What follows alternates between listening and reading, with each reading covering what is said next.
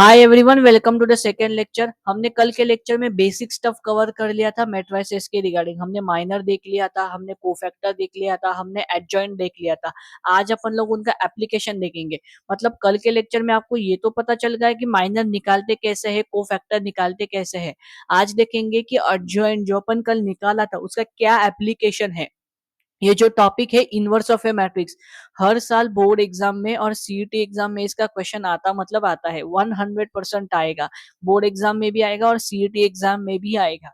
तो ये टॉपिक बहुत इंपॉर्टेंट है, इसको स्किप नहीं करना है। इसको डिटेल में आज करेंगे, बहुत सारे एग्जाम्पल सॉल्व करेंगे।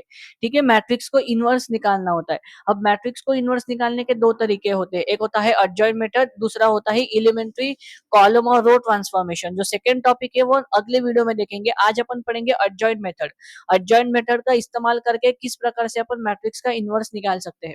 अब मैट्रिक्स का इनवर्स अपन 30 सेकंड में भी निकाल सकते हैं शॉर्ट ट्रिक का इस्तेमाल करके। लेकिन वो शॉर्ट ट्रिक अपन सिर्फ सीईटी एग्जाम में यूज कर सकते हैं, बोर्ड एग्जाम में नहीं। क्योंकि बोर्ड एग्जाम में तुमको आंसर पूरा लिखना पड़ता है, तुम सिर्फ फाइनल आंसर नहीं लिख सकते। सो अपने को फॉर्मल मेथड से जाना पड़ेगा। फॉर्मल मेथड है एडजॉइंट मेथड। एडजॉइंट मेथड में डायरेक्ट फॉर्मूला है तुम्हारा ए इनवर्स। इनवर्स मैट्रिक्स का फॉर्मूला होता है 1 upon determinant of A into adjoint of A. मतलब आपको ए मैट्रिक्स अगर है उसका इनवर्स निकालना है तो सबसे पहले आपको उसका एडजॉइंट निकालना पड़ेगा और एडजॉइंट को डिवाइड कर देना पड़ेगा डिटर्मिनेंट से। So that is the inverse formula. मुझे बताओ ये कितना आ गया। ये आ गया sir adjoint A upon determinant of A. मतलब ये आ गया न्यूमरेटर अपॉन डिनोमिनेटर। मुझे बताओ डिनोमिनेटर में क्या है, डिटर्मिनेंट ऑफ ए। अगर कभी भी डिटर्मिनेंट ऑफ ए की वैल्यू जीरो हो गई तो क्या होगा सर, डिनोमिनेटर जीरो हो गया तो कोई क्वांटिटी एग्जिस्ट ही नहीं करती। मतलब देखो भैया, मैंने तुम्हें अभी कहा कि सर इनवर्स अपन निकाल रहे, इनवर्स का फॉर्मूला है 1 upon determinant of A adjoint of A. मैंने तुम्हें कहा डिनोमिनेटर में क्या है, एडजॉइंट ऑफ ए। और मैंने क्या कहा, कभी भी डिनोमिनेटर जीरो नहीं होना चाहिए। इसका मतलब कभी भी डिटर्मिनेंट नॉन जीरो नहीं होना चाहिए। तो यहाँ से हमें समझ रहा है सर, अगर ए इनवर्स एग्जिस्ट करना चाहता है, मतलब ए इनवर्स तभी एग्जिस्ट करेगा सर जब डिटर्मिनेंट की वैल्यू नॉन जीरो होगी। अगर डिटर्मिनेंट की वैल्यू जीरो आ गई तो ए इनवर्स एग्जिस्ट नहीं करेगा। इसके ऊपर तुम्हारे सीईटी में 100% क्वेश्चन आएगा। इस टॉपिक को कहते हैं इन्वर्टिबिलिटी टेस्ट। इस टॉपिक को क्या कहते हैं, invertibility test. If determinant of a matrix is zero then the inverse of a matrix does not exist. ये पॉइंट सबको याद रखना है कि अगर मैट्रिक्स का डिटर्मिनेंट जीरो हुआ तो इनवर्स एग्जिस्ट नहीं करेगा। और इनवर्स निकालने का क्वेश्चन भी आया ना तो फर्स्ट स्टेप यही है कि चेक कर लो पहले इनवर्स एग्जिस्ट करता है कि नहीं। तो ये कुछ क्वेश्चंस है जो आपके टेक्स्ट बुक में ही है, उनको अपन सॉल्व करेंगे। क्वेश्चन में क्या बोला है देखो, find whether which of the following matrices are invertible. Invertible मतलब किन किन मैट्रिक्स का इनवर्स एग्जिस्ट करता है। मतलब ए इनवर्स एग्जिस्ट करेगा। अगर ऐसी मैट्रिक्स जिनका इनवर्स एग्जिस्ट करता है तो वो इन्वर्टिबल होती है। अगर उनका इनवर्स एग्जिस्ट नहीं करेगा तो वो नॉन इन्वर्टिबल होती है। तो सबसे पहले और सबसे लास्ट एक ही स्टेप है, उसमें सबसे पहले तुमको डिटर्मिनेंट कैलकुलेट करना है। तो ए मैट्रिक्स का डिटर्मिनेंट कितना आ गया, 2 into 2 - 4 into 1। 2 into 2 कितना होता है, 4। 4 into 1 कितना होता है, 4। तो ये कितना आ गया, जीरो। मतलब जो अपन ने डिटर्मिनेंट ए वैल्यू कितनी आ गई, जीरो। मैंने अभी थोड़ी देर पहले कहा था अगर डिटर्मिनेंट की वैल्यू जीरो आती है तो इनवर्स एग्जिस्ट नहीं करता। इनवर्स डज नॉट एग्जिस्ट मतलब क्या ये इन्वर्टिबल है, नहीं सर ये इन्वर्टिबल नहीं है। बहुत बढ़िया। सेकंड एग्जांपल देखो, ये आपको मैट्रिक्स दिया हुआ है, अपने को चेक करना है कि ये मैट्रिक्स इन्वर्टिबल है कि नहीं। मतलब अपने को ये चेक करना है कि इस मैट्रिक्स का इनवर्स एग्जिस्ट करता है कि नहीं। इनवर्स एग्जिस्ट करता है कि नहीं करने के लिए हमें सबसे पहले दिए हुए मैट्रिक्स का डिटर्मिनेंट निकालना पड़ेगा। डिटर्मिनेंट ऑफ बी कितना आ रहा है, डिटर्मिनेंट तो सर हमें निकालते आता है, तो निकालो भैया। डिटर्मिनेंट कितना आ रहा है, cos theta into cos theta, ये बीच में माइनस साइन, ये आ गया sine theta into minus sine theta. तो साइन थीटा इंटू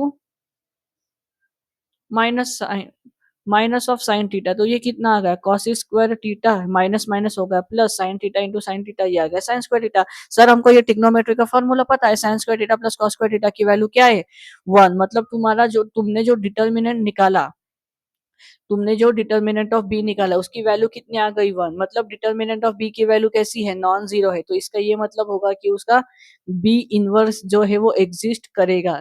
वो बी मैट्रिक्स कैसी है, इन्वर्टिबल मैट्रिक्स है। तो इस प्रकार से इन्वर्टिबिलिटी टेस्ट का इस्तेमाल करके चेक कर सकते हैं अपन कोई भी मैट्रिक्स का इन्वर्स एग्जिस्ट करता है कि नहीं। लास्ट एग्जांपल तुम्हारे टेक्स्ट बुक में 3x3 मैट्रिक्स का, 3x3 मैट्रिक्स हो, 2x2 हो या कोई सी भी मैट्रिक्स हो, इन्वर्टिबिलिटी टेस्ट में हमेशा डिटर्मिनेंट ही कैलकुलेट होगा। अगर डिटर्मिनेंट की वैल्यू 0 आई तो मैट्रिक्स का इन्वर्स एग्जिस्ट नहीं करेगा और वो नॉन इन्वर्टिबल बन जाएगी। तो डिटर्मिनेंट ऑफ सी निकालो, वो कितना आएगा, 1 इंटू 3 - 4 -3 इंटू 9 - 2 प्लस 2 इंटू ये आ गया 5। तो 3 - 4 आता है -1, -3 इंटू 9 - 2 आता है 7 प्लस 10। ऑब्वियसली ये आएगा -1, ये आएगा -21, ये +10। इसकी वैल्यू तुम एग्जैक्ट कैलकुलेट कर लेना, लेकिन मुझे दिखने से पता चल रहा है कि determinant of C is not zero. कुछ भी करके ये वैल्यू जीरो की इक्वल तो नहीं आएगी। तो डिटर्मिनेंट ऑफ सी की वैल्यू नॉन जीरो, इसका मतलब क्या आएगा, सी इनवर्स एग्जिस्ट करेगा क्या? हाँ सर करेगा ना, क्यों नहीं करेगा, इनवर्स एग्जिस्ट करेगा। इसका मतलब सी कैसी है, सी एक इन्वर्टिबल मैट्रिक्स है। तो आई होप कि अभी आपको इन्वर्टिबिलिटी टेस्ट का टॉपिक जो है वो पता चल गया होगा कि इनवर्स मैट्रिक्स का कैसे अभी अपन ने ये सिर्फ देखा कि मैट्रिक्स का इनवर्स एग्जिस्ट करता है कि नहीं। एक्चुअली में अभी तक अपन ने इनवर्स निकालना सीखा ही नहीं, क्योंकि ये फर्स्ट टॉपिक है इन्वर्टिबिलिटी टेस्ट, और इस टॉपिक का क्वेश्चन आपको आपके एमएचटी सीईटी एग्जाम में 100% देखने को मिलेगा। प्रीवियस 10-15 साल के क्वेश्चन उठा लो, बहुत सारे क्वेश्चन आपको इस टॉपिक के ऊपर दिख जाएंगे। इसीलिए उसको स्पेशल टाइम मैंने दिया है। ठीक है, ये इनवर्स का अपना अभी आते हैं अपन अपने आज के मेन गोल पर, वो ही इनवर्स ऑफ ए मैट्रिक्स। तो देख सकते हैं ये सॉल्व एग्जांपल का क्वेश्चन मैंने आपके टेक्स्ट बुक में से लिया है। यहाँ पे आपको एक 2x2 मैट्रिक्स दी हुई है और अपने को इनवर्स का निकालना है इसका यूजिंग अडजॉइंट मेथड। तो मैंने कहा देखो इनवर्स निकालना है तो सबसे पहले क्या करना है, मैट्रिक्स का डिटर्मिनेंट चेक करना है। तो मैट्रिक्स क्या है, 2 - 2 4 3, इसका डिटर्मिनेंट बताओ मुझे। सर डिटर्मिनेंट कितना आ रहा है इसका, सर डिटर्मिनेंट आ रहा है 3 × 2 6 प्लस 4 इंटू 2 इज 8, सर 6 + 8 आ रहा है। सर इसका डिटर्मिनेंट की वैल्यू आ रही है 14। सर मतलब डिटर्मिनेंट की वैल्यू नॉन जीरो है ना, 14 नॉन जीरो है, तो ये ए इनवर्स एग्जिस्ट करेगा। ये हो गई आपकी एक स्टेप। मतलब अगर मैं बोर्ड एग्जामिनर हूँ तो मैं ये एक स्टेप अगर लिखा होगा तो फुल मार्क्स दूंगा, अगर ये एक स्टेप नहीं होगी तो मैं 1 मार्क्स कट करूंगा। सो सबसे पहले ये लिखना है कि ये इनवर्स एग्जिस्ट करता है। बाद में मैंने क्या कहा था, इनवर्स का फॉर्मूला क्या है, ए इनवर्स होता है one by determinant of A into अडजॉइंट of A. मतलब सर अपने को अभी अडजॉइंट मैट्रिक्स निकालनी पड़ेगी, तो अडजॉइंट निकालने के लिए सबसे पहले माइनर लगेगा। तो बताओ M11 की वैल्यू क्या है, M12 की वैल्यू बताओ, M21 की वैल्यू बताओ और M22 की वैल्यू बताओ। चलो M11 की वैल्यू आ गई 3, M22 की वैल्यू आ गई 2, M इसकी वैल्यू आ गई 4, इसकी वैल्यू आ गई -2। ठीक है, अब C11 की वैल्यू कितनी आएगी, C11 की वैल्यू भी सर 3 आएगी। C12 की वैल्यू कितनी आएगी, -4। सर C21 की वैल्यू कितनी आएगी, 2। सर C22 की वैल्यू कितनी आएगी, 2। सर ये वैल्यू तो निकाल ली हम लोगों ने। अभी हम लोगों को क्या निकालना है, कोफैक्टर की मैट्रिक्स बनानी है। वो कैसे बनेगी सर, सर वो बनेगी C11 C12 C21 और C22। सर अभी हम लोग वैल्यू सब्स्टिट्यूट कर देंगे तो ये कितना आ गया, ये आ गया 3, ये आ गया -4, ये आ गया 2, ये आ गया और ये भी आ गया 2। अभी अपने को क्या निकालना है, एडजॉइंट मैट्रिक्स निकालनी है।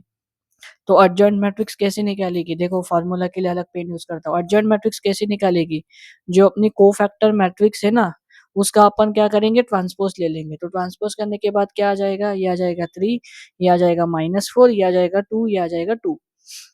सो ये आ गया अपना एडजॉइंट मैट्रिक्स। अभी ध्यान से देखो, अपना एडजॉइंट मैट्रिक्स तो अपन ने निकाल लिया। अभी अपने को क्या करना है, बस final answer, final value substitute करनी है। अपने ए इनवर्स की वैल्यू क्या थी भैया, ए इनवर्स की वैल्यू थी one by adjoint of A into determinant of A. Determinant की वैल्यू कितनी आई, 14 14 आई है आई गेस। हाँ 14 14 आई है। और यहाँ पे अपने ये आ गई, तो 3 -4 2 2, this is your A inverse. तो ए इनवर्स की वैल्यू यहाँ से निकल गई। ए इनवर्स की वैल्यू कितनी आ गई, ये आपकी ए इनवर्स की वैल्यू आ गई। ठीक है, so this is your final answer. So A inverse इस प्रकार से निकाल लिया अपन ने 2x2 मैट्रिक्स के लिए। अभी ये वाले एग्जांपल में देखते हैं कि 3x3 मैट्रिक्स के लिए इनवर्स कैसे निकालेंगे।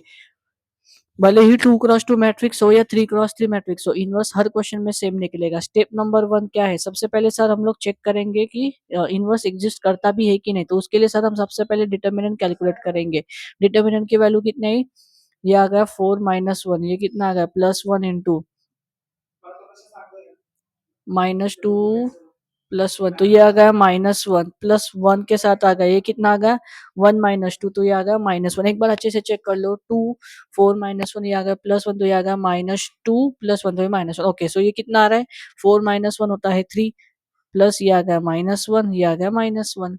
सो 3 इंटू 2 कितना होता है 6, 6 -1, तो ये आ गया 4। मतलब यहाँ से डिटर्मिनेंट ऑफ ए की वैल्यू कितनी आ रही है, नॉन जीरो है ना, क्योंकि 4 और 0 कभी इक्वल होते नहीं, इसका मतलब डिटर्मिनेंट नॉन जीरो। इसका ये मतलब होगा कि सर ए इनवर्स तो एग्जिस्ट करेगा। तो ये हो गई अपनी फर्स्ट स्टेप। ठीक है, अभी अपन आते हैं अपने सेकंड स्टेप के ऊपर। अभी सेकंड स्टेप में आप खुद सॉल्व करेंगे, मैं कुछ भी नहीं करूंगा, आप मुझे बताते जाएंगे, मैं वैल्यू लिखते जाऊंगा। आप मुझे सबसे पहले कर बताओगे M11 की वैल्यू क्या है, आप मुझे बताओगे M12 की वैल्यू क्या है, आप मुझे बताओगे M13 की वैल्यू क्या है, आप मुझे बताओगे M21 की वैल्यू क्या है, आप मुझे बताओगे M22 की वैल्यू क्या है, आप मुझे बताओगे M23 की वैल्यू क्या है, आप मुझे बताओगे M31 की वैल्यू क्या है, आप मुझे बताओगे M32 की वैल्यू क्या है, आप मुझे बताओगे M33 की वैल्यू क्या है। फिर जैसे ही आप ये वैल्यू निकाल लोगे, सॉरी, फिर जैसे ही आप ये वैल्यू निकाल लोगे, फिर आप निकालोगे C11, फिर आप निकालोगे C12, फिर आप निकालोगे C13, फिर आप निकालोगे C14, 13 नहीं आएगा सॉरी, फिर आप निकालोगे C21, फिर आप निकालोगे C22, फिर आप निकालोगे C23, फिर आप निकालोगे C31, फिर आप निकालोगे C32 और आप निकालोगे C33। उसके बाद आप क्या करोगे, ये वैल्यू आप सारे स्टूडेंट्स को निकालनी है। इनवर्स निकालने का कॉन्सेप्ट मैंने बता दिया है, एक एग्जांपल करके भी बता दिया है 2 क्रॉस 2 का। बस कुछ नहीं, इसमें एडजॉइंट निकालना है, उसका ट्रांसपोज लेना है, एडजॉइंट बनाना है, एडजॉइंट को डिवाइड कर देना है बस डिटर्मिनेंट से, बस दैट्स इट। फिर ये निकाला, फिर आप क्या करोगे, इसके बाद आप बनाओगे कोफैक्टर की मैट्रिक्स। सर कोफैक्टर की मैट्रिक्स कैसी बनती है, कोफैक्टर की मैट्रिक्स बनेगी C11, C12, C13, C21, C22, C23, C31, CT32 और C33, ये अपनी कोफैक्टर की मैट्रिक्स बन गई। अभी सर कोफैक्टर की मैट्रिक्स बन गई है तो एडजॉइंट मैट्रिक्स भी आराम से बन जाएगी, क्योंकि सर आपने बताया था हमें एडजॉइंट है, एडजॉइंट मैट्रिक्स का फॉर्मूला होता है cofactor of A the whole transpose. मतलब जो कोफैक्टर की मैट्रिक्स अपन ने बनाई है, अपने को बस उसका ट्रांसपोज लेना है। मैंने कहा बहुत बढ़िया, फिर अपन एडजॉइंट मैट्रिक्स क्या लिखेंगे भैया, ये आ जाएगा तुम्हारा C11, ये आ जाएगा तुम्हारा C12, ये आ जाएगा C31, ये आ जाएगा C21, ये आ जाएगा C22, ये आ जाएगा C23, ये आ जाएगा C31, ये आ जाएगा C32, ये आ जाएगा C33। ये आ गया आपका एडजॉइंट मैट्रिक्स। अब आपको क्या करना है, फाइनल आपको क्या करना है, फाइनल सर हम लोगों को ए इनवर्स निकालना है। सर आपने बताया अभी हम लोगों को कि ए इनवर्स का फॉर्मूला होता है, ए इनवर्स का फॉर्मूला होता है one by determinant of A into adjoint of A. Adjoint की मैट्रिक्स ये रही, डिटर्मिनेंट की वैल्यू है 1/4, तो ये आ गया 1/4 इंटू एडजॉइंट ऑफ ए। बस वैल्यू निकालो और सब्सटीट्यूट करो और 4 से डिवाइड कर दो, दैट्स इट। वो हो गया आपका, किसके इक्वल आ गया, वो आपके ए इनवर्स के इक्वल आ गया। सो इस प्रकार से अपन किसी भी मैट्रिक्स का इनवर्स जो है वो कैलकुलेट कर सकते हैं। अब ये जो मेथड है, जो इनवर्स निकालने की अपन ने जो देखी, ये मेथड आप यहाँ पे यूज कर सकते हो बोर्ड एग्जाम्स में। लेकिन अगर ये क्वेश्चन सीईटी एग्जाम में आ गया, तो सीईटी में शॉर्ट ट्रिक है जिससे आप 10 सेकंड के अंदर किसी भी मैट्रिक्स का इनवर्स निकाल सकते हो। उस शॉर्ट ट्रिक को अपन अभी देखेंगे। मान लो अगर आपके पास एक कोई मैट्रिक्स दे रखी है, जैसे अपन ने अभी जो एग्जांपल सॉल्व किया उसी को लेते हैं। उसका क्या था 2 - 2 4 3। तो देखो ये आपको मैट्रिक्स दे रखी है 2 - 2 और 4 3। आपको क्या है 2 क्रॉस 2 मैट्रिक्स दे रखी है, अपने को ए इनवर्स निकालना है। अब ये सीईटी में सवाल आया तो 10 सेकंड में बन जाएगा, क्योंकि देखो सबसे पहले तो डिटर्मिनेंट तो निकालना ही पड़ेगा भैया। वो कितना आ रहा है 3 × 2 6, 6 + 8 वो आ रहा है 14। तो यहाँ से पता चला डिटर्मिनेंट नॉन जीरो है, मतलब अपना ए इनवर्स तो 100% एग्जिस्ट करेगा। इन्वर्टिबिलिटी टेस्ट यहाँ पे सक्सेसफुल रन हो गई। अभी क्या करना है आपको, ध्यान से देखो, ये जो 2 और 3 था ना, ये जो 2 है और ये जो 3 है, इन दोनों की पोजीशन चेंज कर दो। मतलब सर यहाँ पे 3 लिख लूँ और यहाँ पे 2 लिख लूँ, ऐसा? हाँ, फिर मैंने क्या बोला कि ये जो एलिमेंट है, ये 2, इनको बस माइनस से मल्टीप्लाई कर दो, तो ये -(-2) बन जाएगा 2, ये 4 बन जाएगा -4, और इसको डिवाइड कर दो डिटर्मिनेंट से, डिटर्मिनेंट की वैल्यू आ गई 14, ये बन गया आपका इनवर्स। खत्म। ये आ गया 3, ये आ गया -2, ये आ गया -4, ये आ गया -2। खत्म, बस इतना ही करना है। देख लो आंसर, कंपेयर कर लो। 3 - 2 और 4, ठीक है। सो इसी प्रकार से इसको सॉल्व करना है। बस आपको क्या करना है, अगर आपके पास ये देखो एक जनरल फॉर्मूला निकल के आता है इसके लिए, अगर आपके पास एक मैट्रिक्स है एबीसीडी करके, ये एबीसीडी रियल एंट्रीज है, तो इसका ए इनवर्स क्या आएगा, ए इनवर्स आएगा 1 अपॉन AD माइनस BC, वो की डिटर्मिनेंट है। फिर डी इधर आएगा, ए इधर आएगा माइनस बी, इधर आएगा माइनस सी। मतलब फर्स्ट और फोर्थ पोजीशन के एलिमेंट की, फर्स्ट और फोर्थ का जो अपना एलिमेंट है उनकी पोजीशन बदलो, जो सेकेंड और थर्ड एलिमेंट है उनको माइनस से मल्टीप्लाई कर दो। ये हो गया आपकी जुगाड़ टेक्निक किसी भी मैट्रिक्स निकालने की। अभी इसके ऊपर और बहुत सारी प्रैक्टिस करते हैं,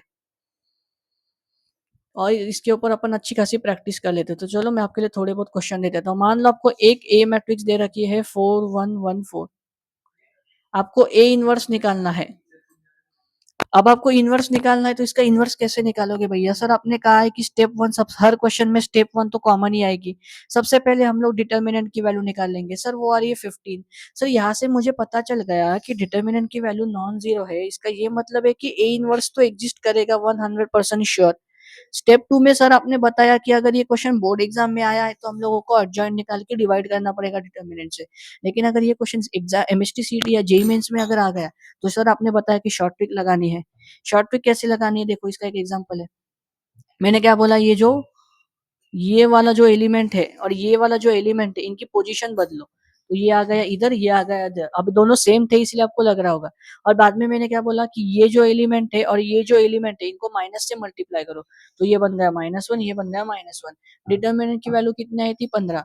अब ए इनवर्स की वैल्यू क्या हो जाएगी, 1/15, 4 - 1 - 1 4। So this is your final inverse. कुछ 10 सेकंड के अंदर आपने इसको डिटर्मिनेंट इनवर्स निकाल लिया, ठीक है। अगर आप इसको कंपेयर करोगे स्टैंडर्ड फार्मूला से, one by determinant of A into adjoint of A, तो अर्जेंट ऑफ ए मतलब ये मैट्रिक्स निकल के आ रही है आपकी। इस प्रकार से किसी भी 2x2 मैट्रिक्स का इनवर्स आप 10 सेकंड के अंदर निकाल सकते हो।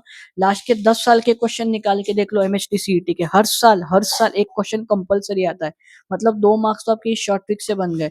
अगर आप मेरे से पूछोगे बोर्ड एग्जाम में, तो बोर्ड एग्जाम में 100% मैट्रिक्स इनवर्स का क्वेश्चन आएगा। लेकिन ये वाली शॉर्ट ट्रिक आप बोर्ड एग्जाम में नहीं लगा सकते, क्योंकि बोर्ड एग्जाम में शॉर्ट ट्रिक अलाउड नहीं है। जो स्टैंडर्ड मेथड मैंने आपको बताई है उस वो स्टैंडर्ड मेथड आपको फॉलो करनी है। अब ये वाला एक एक टॉपिक है लास्ट वाला, वैसे तो अपना आज का टॉपिक कवर हो गया है। ये दो एक प्रॉपर्टी है, ये दो प्रॉपर्टी आपको याद करने लगी। मान लो आपके पास एक कोई एलिमेंट है A11, और अगर उसको आप उसके कोफैक्टर से मल्टीप्लाई करते हो, प्लस A12 को अगर आप A22 से मल्टीप्लाई करते हो, प्लस A13 को आप इससे मल्टीप्लाई करते हो, तो वो जीरो होता है। A11 A11, A12 A12, A13 A13, ये डिटर्मिनेंट के बराबर होता है। इसको मैं मेरे टाइम पे कैसे याद रखता था पता है, A11 A11 मतलब अगर यहाँ पे सेम हुआ, प्लस A12 A12 मतलब 12 सेम है, प्लस A13 देखो 13 सेम है, तो ये किसके बराबर होता है, दिए गए मैट्रिक्स के डिटर्मिनेंट के बराबर होता है। तो ये हो गया। अगर मान लो आपको अलग अलग दिए, जैसे कि अगर आपको दिया A11 आपको दिया है यहाँ पे A12 A21, देखो अपने को दिया है 12, यहाँ पे है 21, तो ये इक्वल नहीं है। तो जब ये इक्वल नहीं है तो इसकी वैल्यू सीधा क्या आएगी, जीरो। तो आई होप कि आज का जो लेक्चर है आप सभी को समझ आ गया होगा। और अगर थोड़ा सा वॉइस इशू या लैग हुआ होगा तो उसके लिए सॉरी, क्योंकि तबीयत मेरी ठीक नहीं है, बट स्टिल मैं लेक्चर्स को रिकॉर्ड कर रहा हूँ।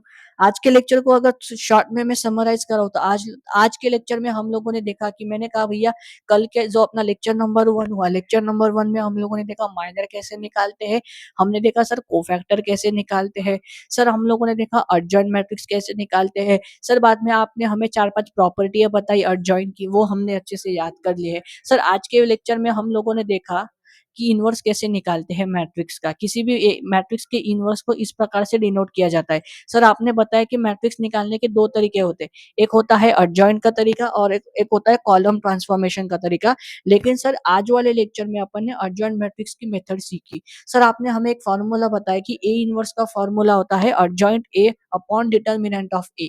तो सर आपने फिर हमें इन्वर्टिबिलिटी टेस्ट पढ़ाई। इन्वर्टिबिलिटी टेस्ट ये कहती है कि अगर किसी भी मैट्रिक्स का डिटर्मिनेंट नॉन जीरो है तो ही उस मैट्रिक्स का तो ही उस मैट्रिक्स का इन्वर्स एग्जिस्ट करेगा। अगर किसी कारण मैट्रिक्स का डिटर्मिनेंट 0 हो गया, तो मैट्रिक्स इन्वर्स एग्जिस्ट नहीं करेगा। इन्वर्टिबल मैट्रिक्स मतलब ऐसी मैट्रिक्स जिनका डिटर्मिनेंट एग्जिस्ट करता है। तो ये अपन ने सर 2-3 एग्जांपल सॉल्व किए, जहाँ पे अपन ने देखा कि डिटर्मिनेंट कैलकुलेट किया और चेक किया मैट्रिक्स इन्वर्टिबल है कि नहीं। सर ये क्वेश्चन हमारे टेक्स्ट बुक में है, और सर कुछ क्वेश्चन बच गए हैं जो अभी हम खुद से सॉल्व करेंगे। ये आप कह रहे हो, ठीक है? फिर अपन ने देखा कि इन्वर्स कैसे निकालते हैं, अर्जेंट मेथड से। दो मेथड है, जिसकी फर्स्ट मेथड आज अपन देख रहे हैं अर्जेंट मेथड की। मैंने क्या कहा, किसी भी मैट्रिक्स का इन्वर्स निकालना हो, फिर वो अर्जेंट मेथड हो या एलिमेंट्री कॉलम ट्रांसफॉर्मेशन हो, कोई सी भी मैट्रिक्स होने दो, इन्वर्स निकालना है तो उसकी फर्स्ट स्टेप क्या होनी चाहिए। फर्स्ट स्टेप में आप ये वाली टेस्ट इस्तेमाल करोगे, इन्वर्टिबिलिटी टेस्ट का। इन्वर्टिबिलिटी टेस्ट करोगे मतलब सबसे पहले आप डिटर्मिनेंट कैलकुलेट करोगे। अगर वो नॉन जीरो आया तो ही इन्वर्स एग्जिस्ट करेगा। अगर मान लो आपको बोला इन्वर्स निकालो, और अगर उसके डिटर्मिनेंट की वैल्यू 0 आ गई, तो बोल देना कि ये इन्वर्स डज नॉट एग्जिस्ट। फिर अपन ने बोला कि डिटर्मिनेंट नॉन जीरो थी, ये फॉर्मूला लगा लिया। अब adjoint निकालना तो कोई बड़ी बात नहीं है सर, क्योंकि आपने हमें बहुत अच्छे से बताया है M11 M12 M21 M22 C11 C12 C21 C22 कैसे निकालते हैं। सर बाद में हम लोगों ने कोफैक्टर की मैट्रिक्स भी निकाली, और सर आपने कल के लेक्चर में हमको बताया था कि कोफैक्टर की मैट्रिक्स का अगर हम लोग ट्रांसपोज कर लेंगे, ये कैपिटल टी मतलब ट्रांसपोज होता है। अगर उसका ट्रांसपोज कर लेंगे तो अपने को अर्जेंट मैट्रिक्स मिल जाएगी सर। सो बस वो जो अर्जेंट मैट्रिक्स बनी है उसको हम लोग डिवाइड कर देंगे डिटर्मिनेंट से, बन गया हमारा इन्वर्स। सर चाहे फिर वो 2x2 मैट्रिक्स हो या 3x2 मैट्रिक्स हो, हर मैट्रिक्स के लिए सेम है। ये वाले क्वेश्चन को मैंने जानबूझ के सॉल्व नहीं किया है। आप इसकी सारी वैल्यू निकालो, ये वैल्यू सब्स्टिट्यूट करो, और सब्स्टिट्यूट करने के बाद आपका फाइनल इन्वर्स चेक करो। फिर ये 2 प्रॉब्लम्स बताने के बाद मैंने आप सभी लोगों को एक शॉर्टकट मेथड बताया कि जिससे आप किसी भी मैट्रिक्स का 10 सेकंड के अंदर इन्वर्स निकाल सकते हो। मान लो ये आपको 2x2 मैट्रिक्स दिया हुआ है जिसमें एलिमेंट्स है ए, बी, सी, डी, तो इसका इन्वर्स का फॉर्मूला है 1/AD minus BC। 1/AD minus BC का वैल्यू डिटर्मिनेंट है। फिर क्या करना है, ये डी और ए का जो एलिमेंट है उसकी पोजीशन चेंज कर दो, और ये जो एलिमेंट है बी और सी, इसको माइनस से मल्टीप्लाई कर दो, खत्म, आपका इन्वर्स ये आके तैयार बन गया। फिर इसके बाद अपन ने 2 प्रॉपर्टी देखी, वो 2 प्रॉपर्टी मैंने कहा सीईटी के questions, last previous year question paper जब आप सॉल्व करोगे तो आपको दिखेगी। वो बोला, मैंने बोला 1-1-1-1 होगा, 1-1-2-1-2 होगा, 1-3-1-3 होगा, तो वो डिटर्मिनेंट के बराबर आएगा। 1-2-2-1, 1-2-2-2 अगर अलग-अलग हुआ तो ये सीधा वैल्यू क्या आ जाएगी, 0 आ जाएगी। इसको अगर आपको प्रूफ दिखाना है तो आप 2x2 मैट्रिक्स बना के वैल्यूज निकाल के प्रूफ दे सकते हो। नो इश्यू फॉर दैट, ठीक है? लेकिन ये प्रॉपर्टी याद रखना। बाद में बस आज के लेक्चर के लिए इतना ही, लेकिन लेक्चर को खत्म करने से पहले कुछ होमवर्क क्वेश्चन है आप सभी के लिए। जो अपन ने इन्वर्टिबिलिटी टेस्ट के क्वेश्चन सॉल्व किए, वो मैंने आपको बस सैंपल क्वेश्चन सॉल्व करा के दे दिए 3। हर प्रकार के क्वेश्चन करा दिए, लेकिन अगर आपको एक्सरसाइज 2.2 में देखोगे तो question number 1, question number 2, question number 3, question number 4, question number 5, question number 6, ये क्वेश्चन नंबर 1 से लेकर के क्वेश्चन नंबर 6, ये सारे क्वेश्चन आपको खुद से सॉल्व करने हैं, क्योंकि उन सारे क्वेश्चन में जो लगने वाला कॉन्सेप्ट है वो इस लेक्चर में आपने पढ़ लिया है। अभी आपको बस प्रैक्टिस करनी है। ये 6 क्वेश्चन करने के बाद मिसलेनियस एक्सरसाइज में जाओगे आप, क्वेश्चन नंबर एक्सरसाइज 2A में, तो ये शायद इसका स्क्रीनशॉट ले लो आप चाहिए तो, होमवर्क क्वेश्चन का। मिसलेनियस में question number 3, question number 4, question number 7, question number 9, question number 10, question number 14, question number 15, ये वाले क्वेश्चंस आप सभी को सॉल्व करने हैं। ये अर्जेंट मैट्रिक्स अर्जेंट मेथड के बेसिस पे सॉल्व हो जाएंगे। इतने सारे क्वेश्चन आज के लिए होमवर्क है। ये कितने हैं, 6 क्वेश्चन, और ये 6 और 7 13 क्वेश्चन आपको होमवर्क के लिए दे रहा हूँ। ये 13 क्वेश्चन खत्म होने के बाद याद सोना, ठीक है? फिर अगले आने वाले लेक्चर में अपन देखेंगे ए इन्वर्स कैसे निकालते हैं एलिमेंट्री कॉलम ट्रांसफॉर्मेशन के बेसिस पे, और फिर उसका अगला वीडियो आएगा एप्लीकेशन ऑफ मैट्रिक्स, और फिर अपना चैप्टर ऑलमोस्ट खत्म हो जाएगा, क्योंकि ये इजी चैप्टर है, इसमें कोई ज्यादा कॉन्सेप्ट्स है नहीं। लेकिन अगर मेरे को एक सेपरेट सेशन लूंगा मैं इसके लिए, एक सेपरेट लेक्चर आएगा जिसमें अपन सिर्फ एमसीक्यू की प्रैक्टिस कर रहे होंगे और कुछ प्रॉपर्टी डिस्कस करेंगे मेट्राइसिस और डिटर्मिनेंट की, जिस बेसिस पे क्वेश्चंस आते हैं। ठीक है? सो आज के लेक्चर के लिए बस यही पे एंड करता हूँ, और मेक श्योर करना कि ये सारे क्वेश्चन आप सॉल्व करके आओ।